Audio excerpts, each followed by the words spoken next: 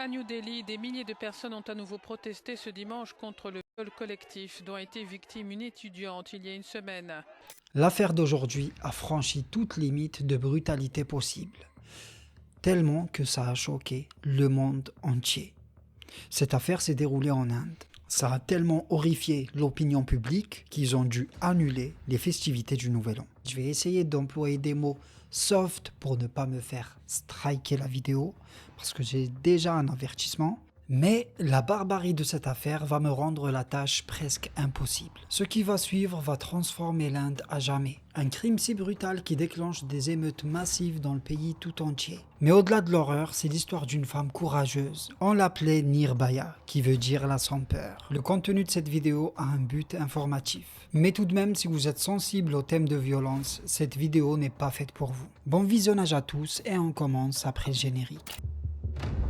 Le 16 décembre 2012, Jyoti Singh, une jeune étudiante de 23 ans, décide de respirer un peu et de faire une petite sortie avec son meilleur ami, Awindra Pandey. Et vu qu'elle cumulait études et petits boulots, son emploi du temps était très chargé. Elle a eu un petit moment de répit et c'était l'occasion parfaite pour faire une petite sortie cinéma.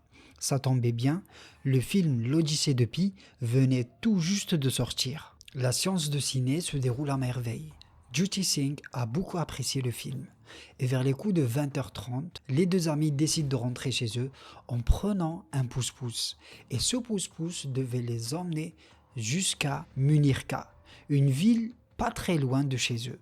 Vu qu'ils habitaient non loin l'un de l'autre, donc il leur restait plus qu'à prendre un bus et chacun sera chez lui.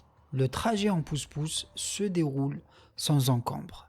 Mais une fois à Munirka, les choses vont commencer un peu à se corser. Et quelques instants après, lorsque les deux amis étaient en train d'attendre le bus, un bus blanc aux vitres teintées s'arrête à leur niveau. Le bus que vous voyez à l'image est tiré des archives. C'est le vrai bus de cette affaire. Les deux amis ne voient pas le danger arriver, ils montent dans le bus tout naturellement, pensant vraiment que c'était un bus de la ville dédié au transport public, mais malheureusement c'était loin d'être le cas. Et à bord de ce bus se trouvent 6 hommes. Leur âge varie entre 35 et 17 ans. Ram Singh, le chauffeur de bus, Mukesh Singh, le frère de Ram Singh, malgré qu'ils portent le même nom de famille que Jyoti Singh, mais ils n'ont aucun lien parenté. Le nom de famille Singh est très répandu en Inde. Il y avait aussi Vin Sharma, prof de sport, Akshay Thakur, qui travaillait et vivait dans ce bus même, et aussi Pawan Gupta, un vendeur de fruits.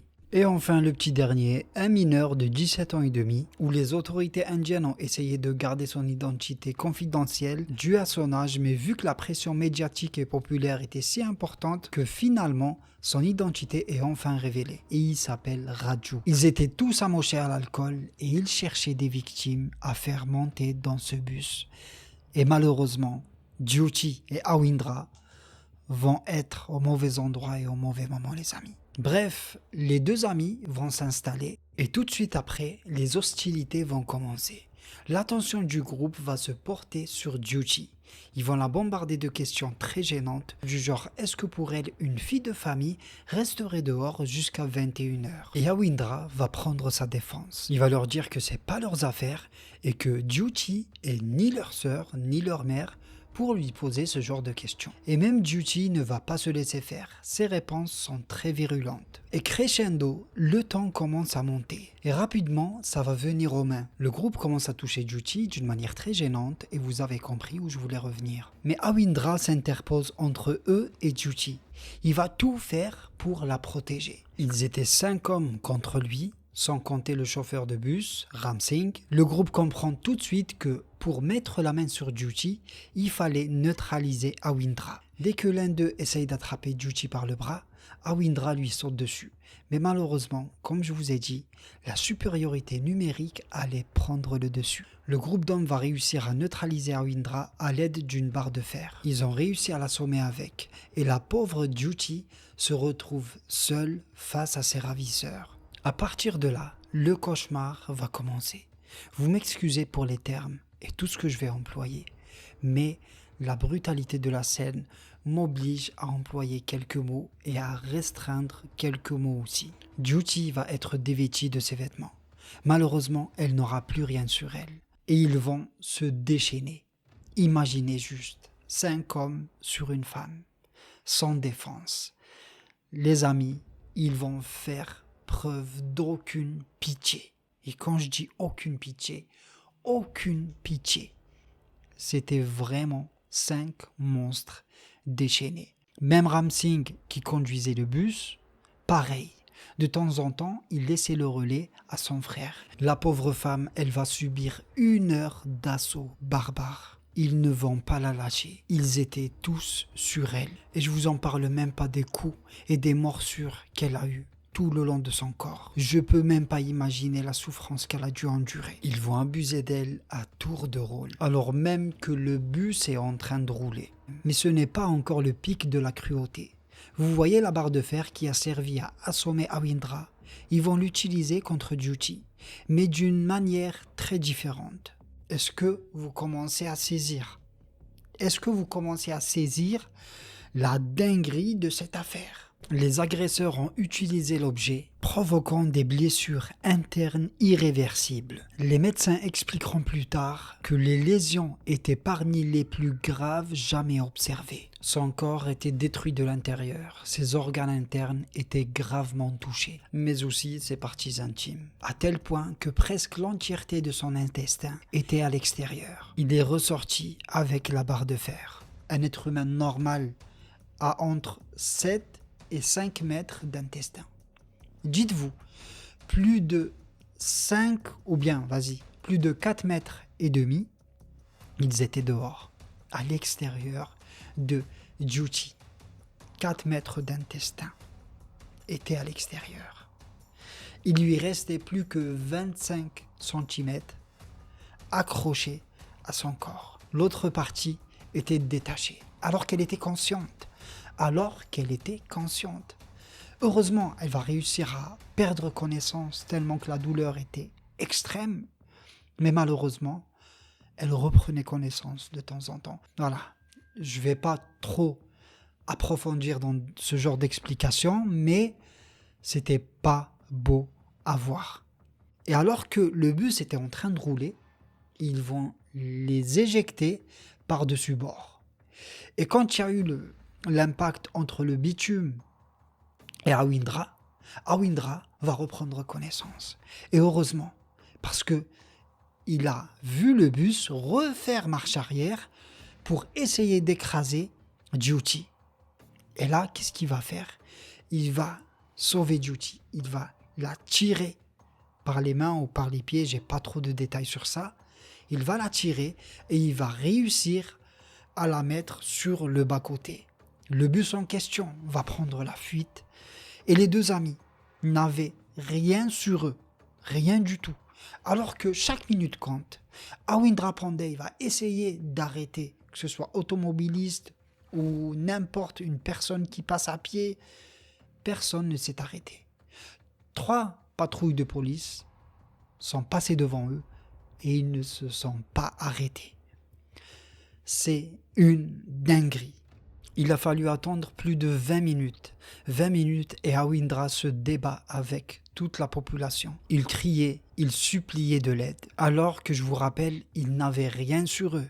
Ils étaient totalement dévêtis. Il suppliait même qu'on lui ramène une veste pour couvrir Njuti. Mais personne n'a bougé. Il a fallu attendre 20 minutes. 20 minutes pour que quelqu'un ait la présence d'esprit d'appeler les secours. Et une fois Njuti à l'hôpital, les médecins sont sous le choc. Elle présente des traumatismes partout sur son corps et surtout au niveau de l'abdomen. Ses intestins étaient à l'extérieur et malheureusement c'est irrécupérable. Njuti Singh, malgré si elle va survivre bien sûr, elle ne vivra plus une vie normale. Beaucoup d'organes internes ont été sévèrement touchés. Et vu son état critique, l'hôpital était rapidement dépassé. Et il fallait la transférer à un hôpital plus compétent et plus grand. Et en même temps, son histoire commence à se répandre comme une traînée de poudre en Inde. La colère de la population commence à monter. Et le gouvernement indien craint une révolution. Et heureusement qu'il y a eu ce soulèvement populaire parce que ça a fait bouger les autorités. Ils étaient obligés de retrouver le coupable. Et ni plus ni moins, Une journée après, ils ont mis la main sur Ram Singh, le fameux chauffeur de bus. Et bien sûr, les méthodes d'interrogatoire ne sont pas comme en France. Il n'y a pas de... Là-bas, c'est brutal. Et bien sûr, en un rien de temps, il va lâcher tous les noms, même le nom de son frère. Donc, ils ont la liste complète des suspects. Ils n'ont plus qu'à aller les cueillir un par un comme des rats. Par crainte, le gouvernement indien va adopter des lois très sévères envers les délits et les crimes sexuels. Il va profiter de l'arrestation des 6 suspects dans l'affaire de Nirbhaya pour faire un exemple. Et 5 des 6 suspects seront immédiatement condamnés à mort par la Cour suprême indienne, excepté le 6e, le plus jeune d'entre eux, âgé de 17 ans et demi. Si on peut le dire, il s'en sort très bien, avec 3 ans de prison. Malheureusement, il sera jugé comme mineur, et c'est la peine maximale qu'il peut avoir un mineur en Inde. Et quelques jours après, Jyoti se réveillera de son coma, et elle va donner sa version, qui collera parfaitement avec la version d'Awindra. Son histoire a touché toute l'Inde, et même au-delà. Les citoyens indiens étaient extrêmement bouleversés par cette affaire. L'histoire de Nirbhaya commence à faire le tour du monde. Les médias du monde entier se sont intéressés à son affaire, même les médias français. Mais le 29 décembre 2012, 2 jours avant le jour de l'an, Jyoti Singh a quitté notre monde pour un repos éternel. Et l'opinion publique indienne est très claire sur ce point. Elle n'aurait dû jamais vivre une telle situation. Une explosion de colère populaire va embraser l'Inde. Alors que le jour de l'an approche, Nirbhaya était sur toutes les langues. Le peuple ne décolère pas. La population réclamait la peine de mort de ces 6 individus. Et dites-vous que l'affaire était tellement grave qu'aucun avocat n'a voulu prendre leur défense. Aucun. Sauf que la loi exige d'avoir un avocat. Donc ils ont eu droit à des avocats commis d'office. Alors que le peuple indien n'a pas décoléré, Mukesh Singh va accorder une interview à un journal local. Et qu'est-ce qu'il va déclarer? Au lieu de demander pardon, vu qu'il a une occasion rêvée de le faire en public, par le biais de cette interview, qu'est-ce qu'il va faire? Il va dire qu'il ne regrette rien et qu'il a voulu, lui et son groupe, donner une leçon de vie à cette jeune fille. Au lieu de se débattre, elle aurait dû se détendre et se laisser faire. La vérité. Je vais vous mettre en description l'interview de Mukesh Singh. C'est loufoque. C'est vraiment dingue. Mais c'est incroyable. C'est incroyable. Pour lui, elle n'aurait pas dû être dehors à 21h. C'est tout. C'est de sa faute. Pour lui, c'est de sa faute. C'est pour vous dire qu'il a un total décalage avec la réalité. Heureusement, quelques temps après, ils seront condamnés à mort par la Cour suprême indienne. Et le moins que l'on puisse dire, c'est que les 4 accusés, quand je dis les 4 accusés, Ram Singh ne fait plus partie du groupe vu qu'il s'est donné la mort en cellule. D'après les témoignages, il a été très bien accueilli en prison et du coup, il n'a pas supporté la pression des détenus. Donc, il s'est donné la mort. Et pour le reste du groupe, excepté le plus jeune qui était mineur, n'ont pas du tout accepté leur sentence. Pour eux, c'est de l'injustice. Ils ont été victimes d'un système qui a fait un complot pour les exécuter. Ils vont faire appel plus de 3 fois. Ils ont épuisé tous leurs recours judiciaires contestant leur condamnation à mort. Appuyés par des ONG, ils ont fait des pieds et des mains pour transformer leur condamnation à mort à une condamnation à perpétuité. Ils iront même jusqu'à demander la grâce présidentielle, mais en vain. C'est dingue. C'est dingue. Il y a des ONG, elles sont complices pour moi. Parce que dans plein d'affaires où c'est vraiment... Genre, tu peux pas dire que c'est humain, c'est pas des actes humains. Comment tu peux venir et défendre l'indéfendable? C'est impossible. Ils ont réussi plusieurs fois à faire repousser leur date d'exécution. Et ils n'ont même pas demandé pardon à la famille de la victime. Dites-vous qu'ils tenaient les mêmes propos. Ils n'ont pas du tout changé leur ligne de conduite. Pour eux, une femme ne devrait pas s'aventurer à 21h du soir. C'est une affaire avec plein de rebondissements judiciaires et franchement, je peux rester des heures à en parler. Mais bon, tous les principaux détails ont été évoqués dans cette vidéo. Et le 20 mars 2020, les 4 suspects sont conduits à la potence et exécutés à l'aube à 5h30 du matin. Voilà les amis, ça sera tout pour aujourd'hui. C'est une affaire sordide, mais d'un point incroyable. C'est à vomir, franchement. J'espère que la vidéo d'aujourd'hui, bon, je peux pas vous dire qu'elle vous a plu ou pas, c'est choquant. Voilà, c'est vraiment horrible. Et j'espère que Juicy Singh a retrouvé la paix là où elle est, et elle est très bien là où elle est. Et que dire? On se retrouve très bientôt les amis. D'ici là, portez-vous bien. N'oubliez pas un bon petit like. Abonnez-vous si ce n'est pas encore le cas. Et je redis encore, merci aux nouveaux et aux anciens abonnés. Et on se dit à très bientôt. D'ici là, portez-vous bien les amis. Ciao, ciao.